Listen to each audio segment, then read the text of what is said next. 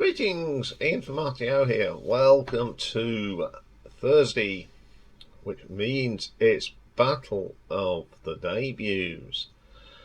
And today we have got a battle of a giant size. And it is about two bands from Manchester. So today we're going to find out who are the kings of Manchester.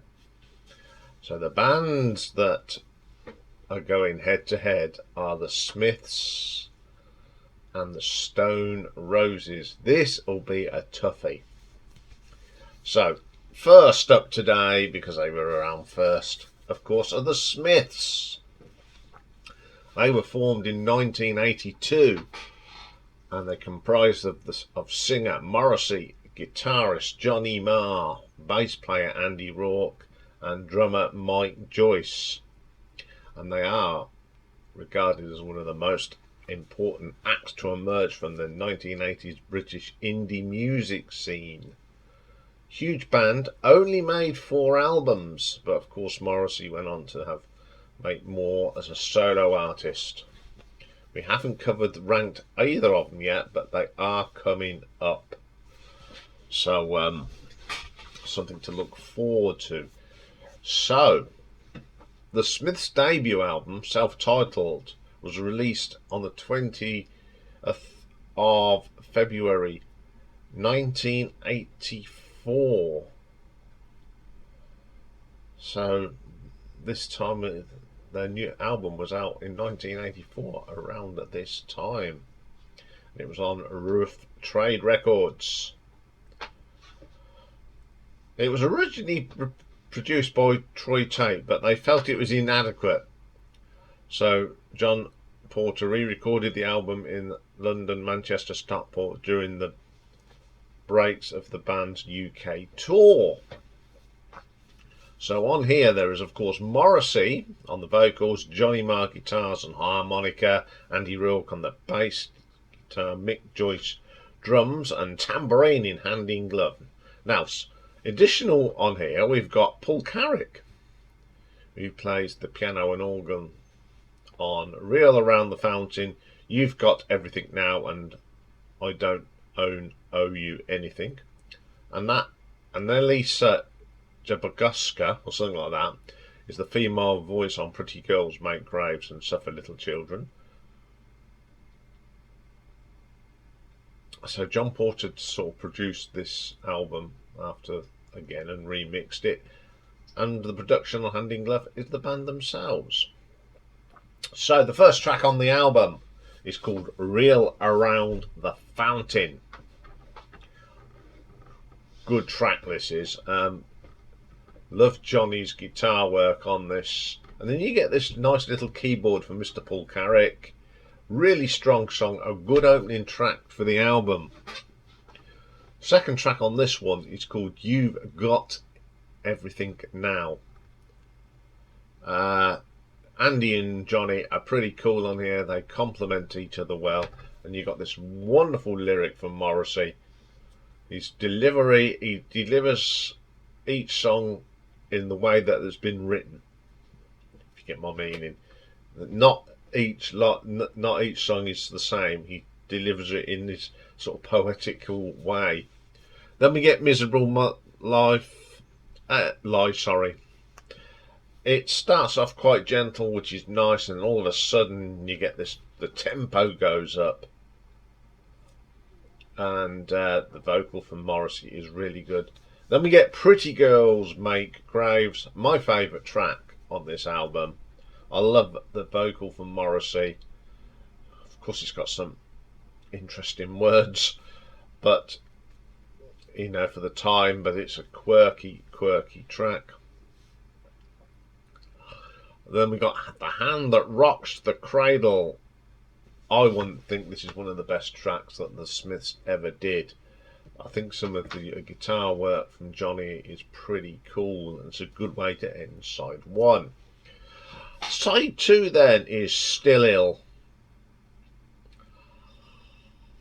It's just I know it's in Morris's delivery, but he sounds bored as, yeah, really bored. But he's not. It's the way he delivers the song, and still ill. He's trying to. He's ill and everything. Yeah, it sounds boring, but it's not. Then we get Hand in Glove. Love Andy's bass line on this. It really is something else. Great track. Another one of my favourites. What difference does it make? Again, the vocal point for Morrissey is spot on. He's just got this way of delivering songs that makes you draws you in. It's a really good song. Then we get I Don't Own You Anything. I really like this again. It's catchy song. I like this gentleism song. And then we get Suffer Little Children. It's not a particular favourite of mine. I don't know, there's just something about it that I don't like. I don't know. We can't like everything. So, what do I think of this album? Right, I've got a small confession to make here. When the Smiths came out, I thought they were boring. Absolutely boring. At the time I was more listening to me heavy metal and me glam metal and all that sort of thing. But I think as you get older, you start exploring other avenues. And I really like this album now. I think it's a gentle indie rock album with some great tunes. And I love playing this album now. So yeah, I really do like this album. And I quite like the Smiths now more than I did 20 years ago. Or even 30 years ago. So that's what I think of it. It's a good album. So what are the critics? The good old critics. Well, the album has actually received by the critics and listeners, and it reached number 2 in the charts. Very successful on the continent as well, and did okay in America. The music critic Gary Mulholland included it on his list of the 261 greatest albums since 1976 in Fair Music.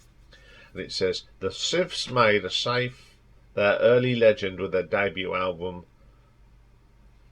The production was a little flat, but succeeded conjuring yet another Manchester sort of sound, distinctly different from Ian Curtis and Mark E. Smith. But everything about the Smiths ran contrary in the mid-80s pop.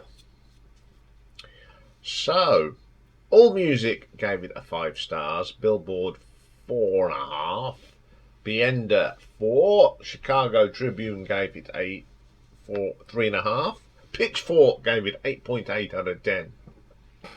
Q 4 stars, Rolling Stone 4 stars, the album gone from the Rolling Stones 4 stars, Uncut 4, and the Village Voice a B-.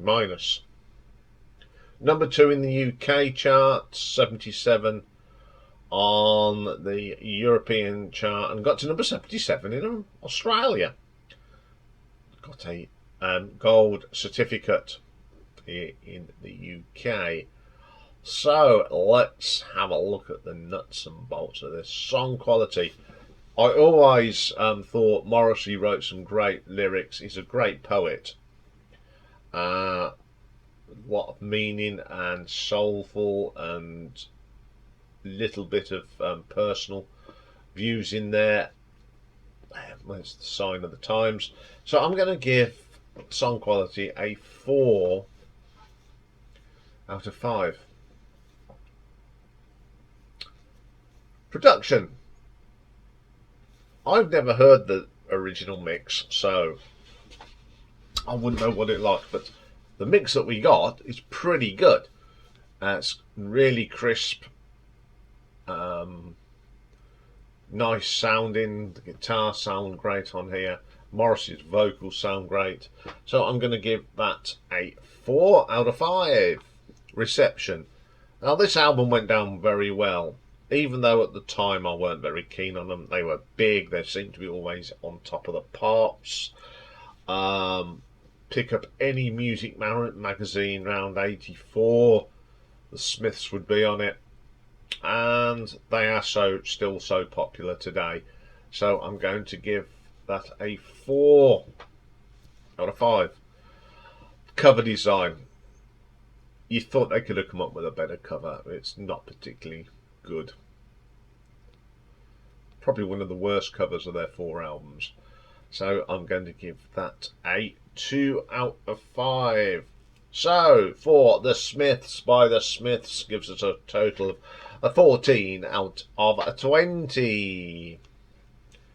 So let's move on a little bit, and in 1983 the Stone Roses were formed. Again, one of the pioneering groups of the Manchester movement in the late 80s and early 90s. They only made 2 albums, 2 very good albums, which we have done. The lineup, and the most prominent lineup, consisted of vocalist Ian Brown, guitarist John Squire, bassist Manny, and drummer Rennie. So the Stone Roses' self-titled debut album hit the shelves in June of 89, and it was released on Silvertone Records. So first track on this one is I Wanna Be Adored. Terrific track. I do like the guitar riff in this, and Ian Brown's voice sounds quite atmospheric in this. It's got that psychedelic feel to it. She bangs the drums. Great bass line from Manny. Delicate touches on the drum from Rennie. And then John comes in on the guitar. Wonderful little track. Waterfall. I think this is one of their most popular songs. It's a very good song. Really catchy tune. I really like that track. Don't Stop. I like the sort of Waterfall. This is Waterfall backwards in some sort of at the beginning. I like the track, even though it's weird. I love the idea of this. The guitar work in this is absolutely fantastic. Bye Badman. Very something 60s this is. The guitar work. It's got that psychedelic feeling to it. Really good track. Then we get Elizabeth, My Dear. This is very Simon and Garfunkel, but it's really good. It's a very short piece as well. Then we get Song for My Sugar Spun Sister. The riff is so catchy. It's a great vocal from Ian Brown. Absolutely fantastic track. Made of Stone. This is my favourite song by the Stone Roses. Always has been. The little guitar work from John Squire, and this is really good. It's got a pastiche 60s sound to it. Really, really good. Shoot You Down. Some really nice harmonies again, and it's still got that lovely pastiche 60s sound. Excellent track. This is the one. Now this is more psychedelic. I just love the texture of this song. The atmosphere. Really, really eerie, but melodic. Wonderful track. I Am the Resurrection. Rennie's drumming at this is really good. Manny's bass line sort of drives the song. You got then comes this little 60s pop guitar and a great vocal from Ian Brown. Fool's Gold, the last track on the album. This has got a funky feel to it. That bass line from Manny, really funky, and the little guitar chunks from John's. Such a funky, good song. This is a really good album. And when this came out, I did like this. I think there's lots of good stuff on here. There's lots of that 60s psychedelia on here. There's lots of little pastiche pieces. This was a great album. There's not a bad track on this. It's a good listen from top to bottom. That's what I think of it. So what did the critics say? The Stone Roses was acclaimed by critics and musicians in the subsequent years, being viewed as an even more important album than when it was first released, as reflected by its high ranking in the polls of the greatest albums of all time.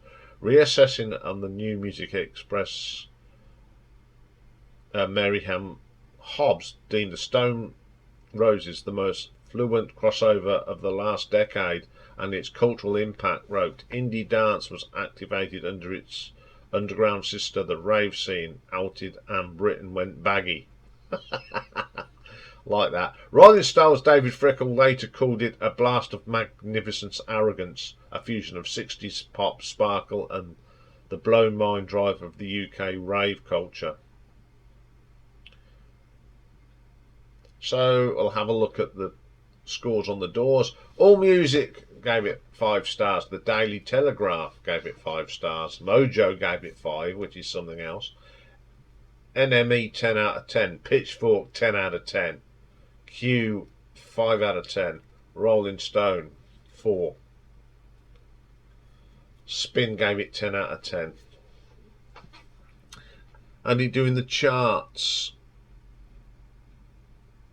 only got to number 19 in the UK charts. Number 11 in New Zealand, 86 in America, but it went 4 times platinum here in the UK.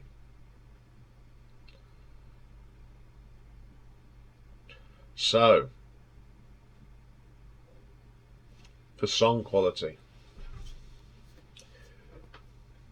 there's some really good songs on here, really put well together, very psychedelic. I think this album could have been made in the late 60s, early 70s, and it would have been successful then. So I'm going to give that 4. Production. Great production. It's that enhanced sound of the psychedelic 60s is well and truly on this. And I'll give that a 4. Reception. Now, when it came out, it wasn't greatly received, really. Only got to number 19 here in the UK, but as time went on, it just grew and grew and grew, and became a platinum album. So I'm going to give it a 4 as well, out of 5. Cover design, I love the cover of this. So, you know, the map, the Stone Roses, pretty cool cover. So I'm going to give that a 4 out of 5 as well. So it's all the 4s today, and gives us a total of 16 out of 20. Oh, this is tough, because both bands were such an important of the Manchester music scene in the 80s. Although the Stone Roses scored more points, I can't split these today because they have such good albums and important albums in British music. They're both iconic albums. I don't think it's the best Smiths album, which I won't go too much into. But this is the best Stone Roses album, even though they only made 2. I'm going to sit on the fence today. I really am. I'm going to let you decide today. I can't decide because I like both albums. So it's a draw for me, but I'm sure there'll be the voting will be strong on this one. So it's over to you guys this week. I can't split a bus ticket between them. So you know the drill now. There will be the poll on the community, but if you watch it on other social media, just put your favourite in the comments underneath the video. And we'll see what happens with this one. I think this one will be really, really close, personally. So that's for this week. In a couple of weeks' time, we're going to go and do one of the themed Battle of the Debuts. And for March, we're going to do